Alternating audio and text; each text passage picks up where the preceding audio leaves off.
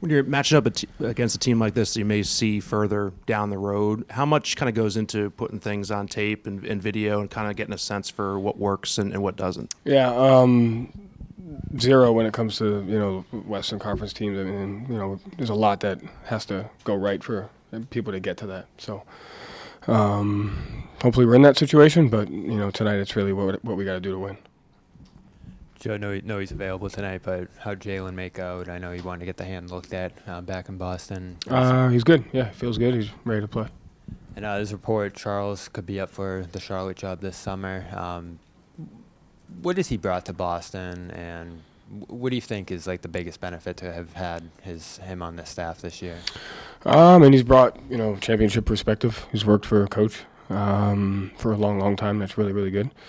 That they won a championship with, so he brings that high level energy, positivity, but just really good perspective. He's been around great players. He's been around a great coach, and anytime you can have a variety of perspectives, I think it helps you in different situations. So he's been great for us. What's that process going to be like? You think of obviously you guys have had a lot of success this year. You kind of came up on this staff. Now other guys might get other opportunities off that. I know that's something you may kind of talked about back then. Will got to move on to Utah. Like, what's that process going to be like, you think, given the success you guys have had? Process of what? Other guys potentially getting opportunities into the summer. I mean, I have no idea. They probably interview for it, and then if they get it, they leave, and if they don't, they stay. Joe, Scott Morrison, the assistant coach for the Jazz, getting a lot of support from coaches around the league who are wearing custom sneakers to raise awareness for Autism Acceptance Month.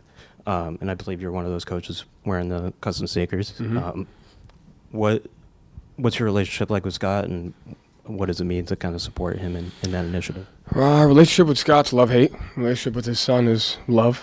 Max is my godson. Love him to death.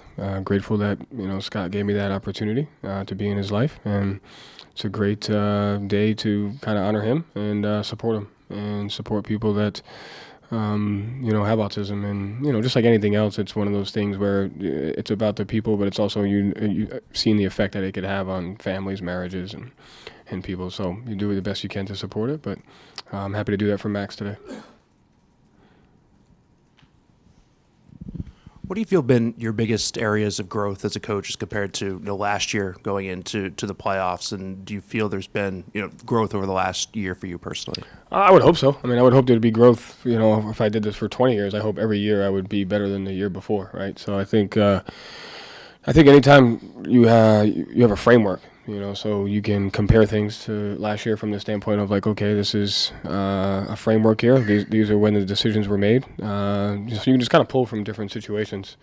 So yeah, I definitely feel like I've grown. I definitely feel like I've gotten better, and I hope I continue to do that for however long I coach. And I would say the difference this year, not that something that we couldn't really get to, is this year we have a shared approach to how things are going to be done, on both sides of the ball or within the building, and that just comes with time, and that just comes with figuring it out. That just comes with mixing and matching, and okay, does this work? Does that work? You need time to develop those shared mental models, and so I think at this point we kind of have that as a team and as a staff and as a building. So just got to keep sharpening that, and you got to keep reinventing, and just growing every day.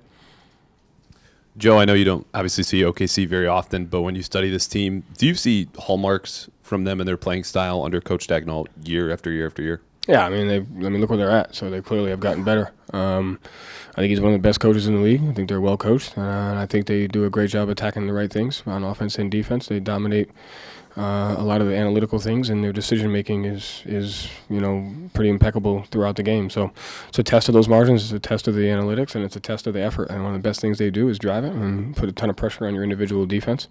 And we got to be ready to guard them tonight. So it's going to be a fun game. Joe, Coach of the Month again. I know you spoke previously about how you viewed it as an award for your staff, but has it meant anything else to win it again this season? Have you talked about it with the other guys that you coach with? No, I haven't really talked about it to anybody, but I think it's just a credit to everyone.